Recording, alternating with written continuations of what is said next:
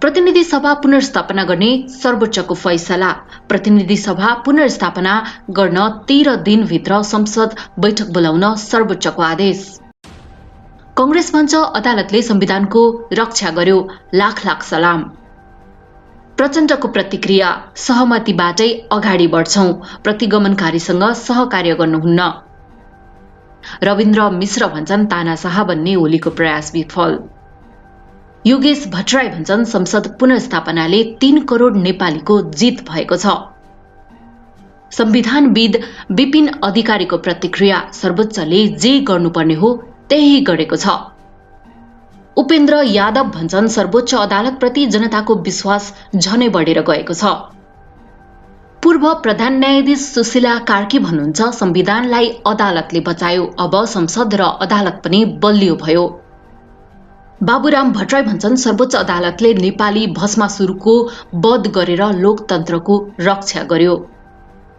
गगन थापा भन्छन् प्रधानमन्त्रीको दुस्साहसलाई खारेज गर्दै सर्वोच्चले संविधानको रक्षा गर्यो। ओलीले सुरक्षा निकायका प्रमुखसहित मन्त्रीहरूलाई बोलाए बालुवाटार। बालुवाटारमा यसरी मनाइयो प्रधानमन्त्रीको 70औं जन्मदिन। मेलम्चीको सुरुङमा पानी हालेर परीक्षण सुरु, समस्या नआए 3 महिनापछि काठमाडौँमा पानी आउँछ। संसद विघटन बदर गर्ने फैसलासँग विभिन्न ठाउँमा निकालियो विजय जुलुस। रवि लामिछानेले खोले ग्यालेक्सी 4K टेलिभिजन। अस्ट्रेलियामा फेसबुक प्रयोगकर्ताले समाचार फेरि हेर्न र शेयर गर्न पाउने। रूस विरुद्ध प्रतिबन्ध लगाइने बाइडेनको चेतावनी। सीमा विवादका बावजुद चिनिया राष्ट्रपति भारत प्रस्थान गर्दै। अब सुरु गरौं समाचार विस्तारमा। संसद विघटनको मुद्दामा सर्वोच्च अदालतले अन्तिम फैसला सुनाएको छ। सर्वोच्च अदालतले संसद विघटनको निर्णयलाई बदर गर्दै संसद पुनर्स्थापना गरेको छ।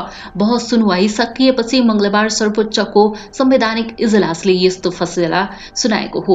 संवैधानिक इजलासमा प्रधान न्यायाधीश चोलेन्द्र शमशेर जवरा तथा न्यायाधीश विशम्बर प्रसाद श्रेष्ठ, अनिल कुमार सिन्हा, सपना मल्ल र तेज बहादुर केसी सहभागी थिए। प्रधान न्यायाधीश चोलेन्द्र शमशेर जवराले मंगलबार बेलुका फैसला सुनाएका हुन्। यो फैसलाको पुनरावलोकन नहुने व्यवस्था छ। प्रधानमन्त्रीको सिफारिसमा राष्ट्रपतिले गत पुस 5 गते प्रतिनिधि सभा विघटन गरेको निर्णय विरुद्ध राष्ट्रपति एवं प्रधानमन्त्री तथा मन्त्री परिषदको कार्यालय, सभामुख लगायतलाई विपक्षी बनाई विघटित प्रतिनिधि सभाका सदस्य देवप्रसाद गुरुङ, कृष्णभक्त पोखरेल, शशि श्रेष्ठ र राजकुमारी झाँक्रीका तर्फबाट अधिवक्ता प्रवेश केसीले निवेदन दायर गर्नुभएको थियो। सर्वोच्च अदालतले प्रतिनिधि सभा विघटनको निर्णयलाई बदर गर्दै 13 दिनभित्र संसद बैठक बोलाउन आदेश दिएको छ। मंगलबार साँझ संसद विघटनको मुद्दामा सर्वोच्चमा अन्तिम फैसला सुनाउँदै संसद विघटनको निर्णय बदर गरेको हो।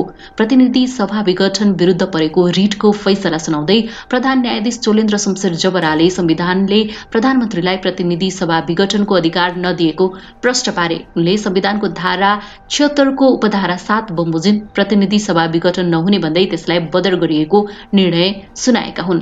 सर्वोच्चले प्रतिनिधि सभा विघटनको निर्णय बदर गर्दै संसद बैठक 13 दिनभित्र बोलाउन आदेश दिएको छ। संसद विघटनलाई खारेज गरेर सर्वोच्च अदालतले संविधानको रक्षा गरेको नेपाली कांग्रेसले प्रतिक्रिया दिएको छ। कांग्रेस वरिष्ठ नेता रामचन्द्र पौडेलले प्रतिनिधि सभा पुनर्स्थापना गर्ने सर्वोच्चको फैसलाले मुलुकलाई ठूलो दुर्घटनाबाट बचाएको बताएका छन्। मधेस यात्रामा रहेका पौडेलले सिराहाबाट भनेका छन्, मैले त भन्दै आएको हुँ, सत्यभन्दा माथि शासक हुन सक्दैन। संसद पुनर्स्थापना गर्ने सर्वोच्चको फैसला स्वागत योग्य छ। सर्वोच्चको फैसलाले सत्यको जित भएको छ र यसले मुलुकलाई ठूलो दुर्घटनाबाट बचाएको छ। सर्वोच्चलाई धन्यवाद। कांग्रेसका प्रवक्ता विश्व प्रकाश शर्माले सर्वोच्चको फैसलापछि प्रतिक्रिया दिँदै भनेका छन्, न्यायमूर्तिहरूलाई लाख लाख सलाम। संसद विघटन असंवैधानिक ठहर गर्दै सिंहको देश आन्दोलनमा थियो। फैसलाले विघटनसँगै अधिनायक आकांक्षालाई समेत बदर गरेको छ। संविधानको रक्षा गर्दै जनताको जित भएको छ।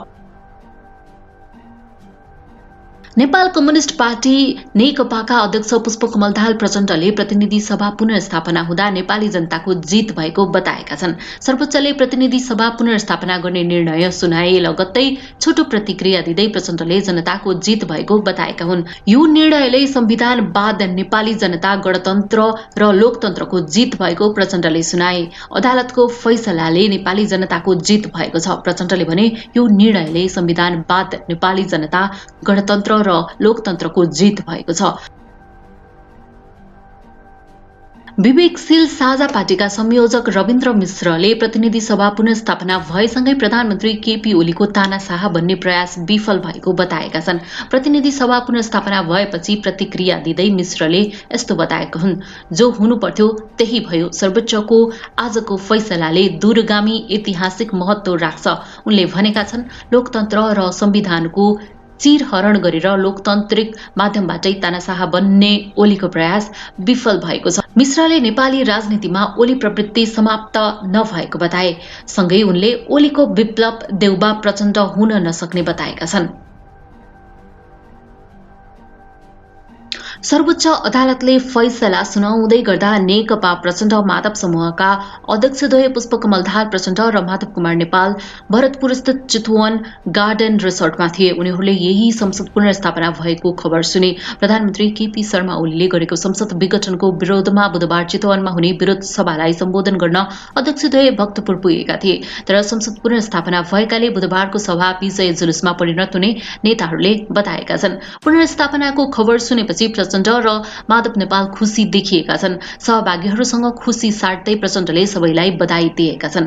फैसला सुनिसकेपछि प्रचण्ड र माधव नेपालले एक आपसमा अङ्कमाल गरेर खुसी साटासाट गरेका थिए। त्यसपछि कार्यकर्ताहरूले नेतालाई अबिर लगाइदिएका थिए। प्रचण्डले अब सहमतिबाटै अघि बढ्ने बताए। उनले प्रधानमन्त्री केपी शर्मा ओलीतर्फ संकेत गर्दै प्रतिगमनकारीसँग तत्काल सहकार्य नहुने प्रश्न पारे। माधव र प्रचण्डका साथमा संसद विघटन विरुद्ध रिट दायर गर्ने कृष्णभक्त पोखरेल पनि साथमा थिए। सर्वोच्चको आदेश आएपछि उनले भने नेपाली जनताले आफै लेखेको संविधानको जित भएको छ। अदालतप्रतिको जनआस्था सुदृढ भएको छ। त्यसैगरी प्रचण्ड माधवका साथमा रिटमा बहस गरेका अधिवक्ता टीकाराम भट्टराईले भने संविधान लिकमा आयो, संविधानवादले जितेको छ, हामी खुसी छौं।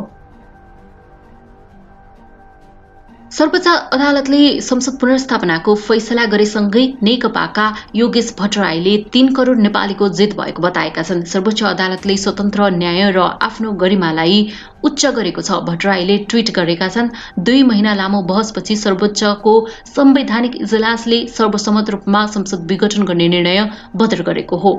अदालतले मुलुक र लोकतन्त्र रक्षा गरेर 3 करोड नेपालीको सम्मान प्राप्त गरेको भट्टराईले बताएका छन्। मंगलबार साँझ प्रधान न्यायाधीश चोलेन्द्र शमशेर राणाले सुनाएको आदेशमा 13 दिनभित्र संसद अधिवेशन बोलाउन पनि भनिएको छ। सर्वोच्चको संवैधानिक इजलासमा प्रधान न्यायाधीश चोलेन्द्र शमशेर राणा, विशम्बर प्रसाद श्रेष्ठ, अनिल कुमार सिन्हा, सपना मल्ल, तेज बहादुर केसीले विघटन विरुद्धका रिटमा सुनवाई गरेका थिए। संविधानविद डाक्टर विपिन अधिकारीले प्रतिनिधि सभा पुनर्स्थापना गर्ने गरी सर्वोच्च अदालतले गरेको निर्णयलाई संविधान सम्मत भनेका छन्। सर्वोच्चले संविधानलाई टेकेर नै फैसला सुनाएको प्रतिक्रिया दिएका छन्। प्रतिनिधि सभा विघटन बदर गर्ने गरी सर्वोच्च अदालतले गरेको फैसला संविधान सम्मत छ। जुन किसिमले मानिसहरूले अनि कानूनविदहरूले अपेक्षा गरेका थिए त्यसै अनुसार सर्वोच्चले फैसला गरेको हो। संविधानलाई टेकेर सर्वोच्चले फैसला गरेको छ। फैसला पूर्ण रूपमा सही छ। यसमा अन्य टिप्पणी गर्नुपर्ने आवश्यकता नै छैन। संवैधानिक अदालत पनि भएका कारण उनले निरन्तर गरिराख्नुपर्ने कर्म अनुसार नै प्रतिनिधि सभा विघटन सम्बन्धी मुद्दामा फैसला सुनाएको हो। यसलाई ऐतिहासिक फैसला नै भनेर भन्नुपर्छ केही अधिकार देख्दिन। यसलाई ऐतिहासिक फैसला नै भनेर भन्नुपर्ने केही आधार देख्दिन। प्रधानमन्त्री केपी शर्मा ओली सामान्यतया काम चलाऊ अर्थात् केयर टेकर सरकारको रूपमा हेर्नुपर्ने हो। तर उहाँले हालसम्म राजीनामा दिनुभएको छैन। संसद पुनर्स्थापना भएपछि प्रधानमन्त्री ओलीले राजीनामा गर्नुहुन्छ वा हुन्न यो ठाउँमा निर्भर पर्छ। तर उहाँ अहिले राजीनामा दिएको प्रधानमन्त्री जस्तै काम चलाऊ हैसियतमा नै हुनुहुन्छ। राष्ट्रपति विद्यादेवी भण्डारीले यो फैसलालाई कसरी लिनुहुन्छ वा उहाँको दृष्टिकोण कस्तो हुन्छ भन्ने कुरामा निर्भर पर्छ।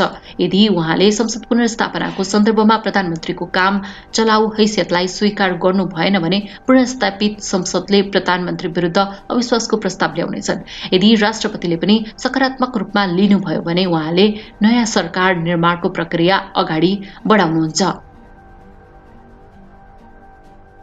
जनता समाजवादी पार्टी नेकपाका अध्यक्ष उपेन्द्र यादवले सर्वोच्च अदालतले देशलाई ठूलो दुर्घटना हुनबाट बचाएको बताएका छन्। प्रधानमन्त्री केपी शर्मा ओलीले गरेको प्रतिनिधि सभा विघटनलाई सर्वोच्च अदालतले बदर गरेपछि अध्यक्ष यादवले रातोपाटीसँग प्रतिक्रिया दिँदै सर्वोच्च अदालतप्रति जनताको विश्वास झनै बढेर गएको बताएका छन्। प्रधानमन्त्री केपी शर्मा ओलीले गलत कदम चालेको कुरो सर्वोच्च अदालतले ठहर गरेको छ। यो निर्णयले लोकतन्त्र, संघीयता र गणतन्त्र बलियो भएको छ। उनले भने संसद पुनर्स्थापनाले देश एउटा ट्र्याकमा फर्केको बताउँदै उनले संसद सुचारू भएपछि असहमति र असमझदारीको विषयमा छलफल गर्न सकिने बताएका छन्। पूर्व प्रधान न्यायाधीश सुशीला कार्कीले प्रतिनिधि सभा पुनर्स्थापना गर्ने अदालतको निर्णयले सर्वोच्च अदालतको सम्मान झनै बढेको बताएकी छिन्। कान्तिपुर टेलिभिजनसँगको कुराकानीमा पूर्व प्रधान न्यायाधीश कार्कीले अदालतको निर्णयले संसददेखि अदालत समेतलाई बलियो बनाएको टिप्पणी गरेकी छिन्। प्रतिनिधि सभा विघटन विरुद्ध सर्वोच्च अदालतमा परेको मुद्दाहरूको प्रधान न्यायाधीश जलेन्द्र शमशेर राणाको इजलासले प्रतिनिधि सभाको पुनर्स्थापनाको फैसला सुनाएको हो। लामो समयको बहसपछि संवैधानिक इजलासले प्रतिनिधि सभा पुनर्स्थापना गर्ने निर्णय गरेको हो। पूर्व प्रधान न्यायाधीश कार्कीले संविधानलाई अदालतले बचाएको समेत बताएकी हुन्।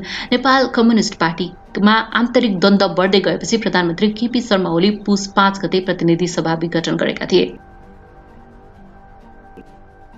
नेपाली कांग्रेसका युवा नेता गगन थापाले सर्वोच्च अदालतको फैसलाले संविधान विरुद्ध षड्यन्त्र र सेटिङको शासन गर्ने प्रधानमन्त्रीको दुस्साहसलाई खारेज गर्दै सर्वोच्च अदालतले संविधानको रक्षा गरेको टिप्पणी गरेका छन्। सर्वोच्च अदालतले प्रतिनिधि सभा पुनर्स्थापना गर्ने आदेश दिएपछि टिप्पणी गर्दै नेता थापाले आदेशले बिना भय र दबाव विवेक सम्मत रूपमा संविधानको पक्षमा दृढतापूर्वक आफूलाई उभ्याउँदै न्यायालयप्रतिको जनविश्वासलाई थप उच्च बनाएको बताएका छन्। उनले भनेका छन्, हामी सबैलाई बधाई। संविधान विरुद्ध षड्यन्त्र र सेटिङको शासन गर्ने प्रधानमन्त्रीको दुस्साहसलाई खारेज गर्दै सर्वोच्च अदालतले संविधानको रक्षा गरेको छ। अदालतले बिना भय र दबाव विवेक सम्मत रूपमा संविधानको पक्षमा दृढतापूर्वक आफूलाई उभ्याउँदै न्यायालयप्रतिको जनविश्वासलाई थप उच्च बनाएको छ।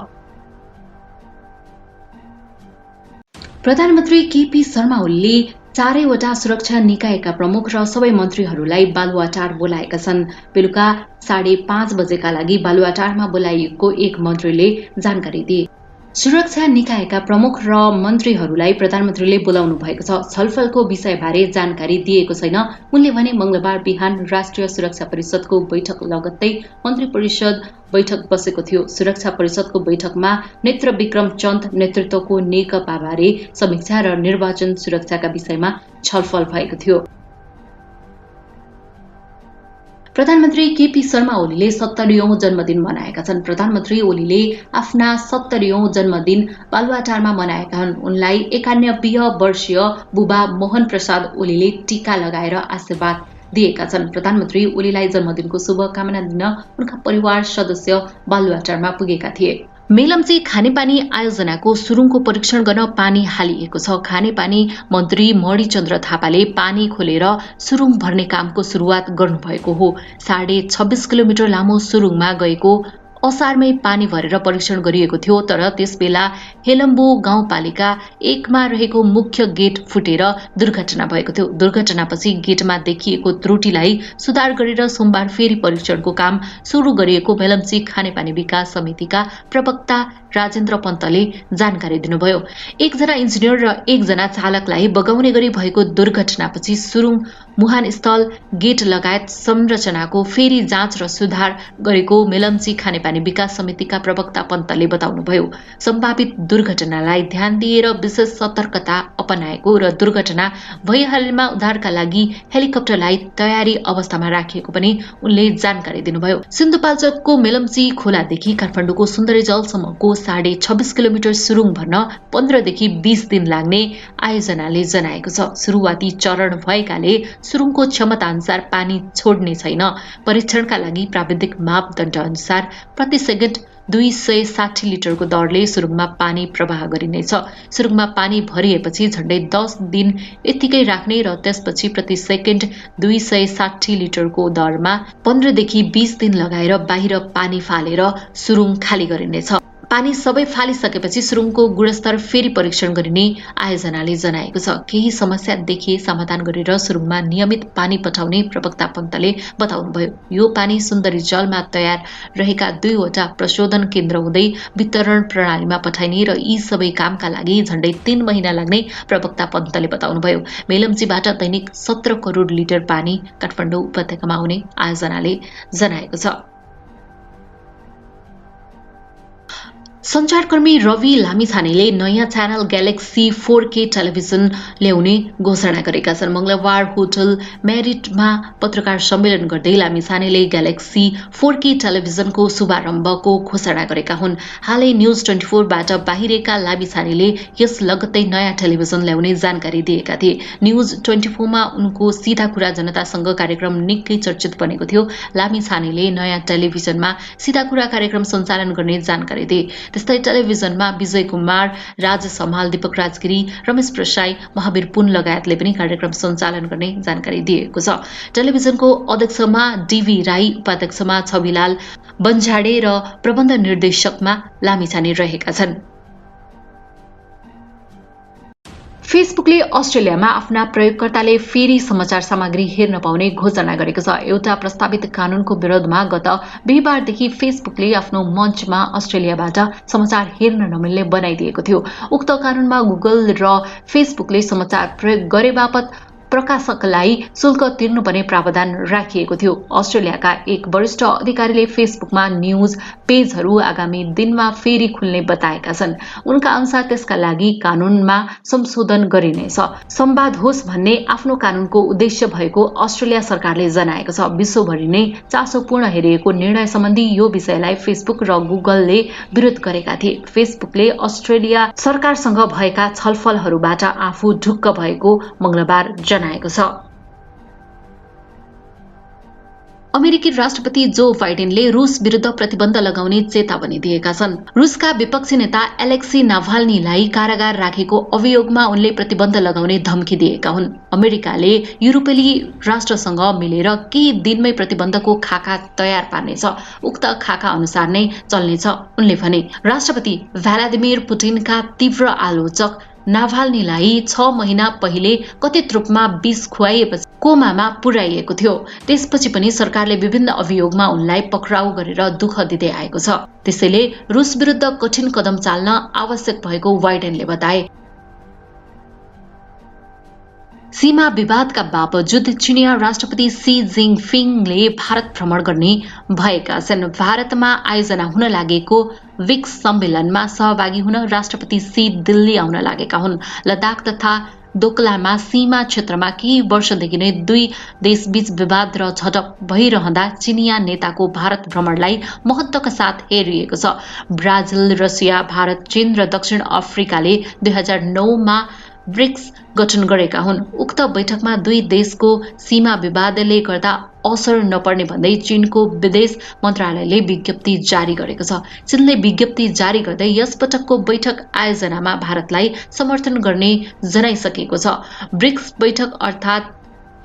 बैठक आर्थिक सहयोग र राजनीतिक र सुरक्षा सहयोग, सांस्कृतिक आदान प्रदान लगायत मुद्दामा मिलेर काम गर्ने सवालमा केन्द्रित हुने बताइएको छ। साथै चीनले एकता र आपसी सहयोगलाई सुदृढ पार्न रणनीतिक समझदारीलाई अझ गहिरो बनाउनु पर्ने पनि जोड दिएको छ। यसबाहेक सीमा मुद्दामा पनि दुई देशका प्रमुखहरूबीच छलफल हुने भारतीय मिडियाले जनाएको छ।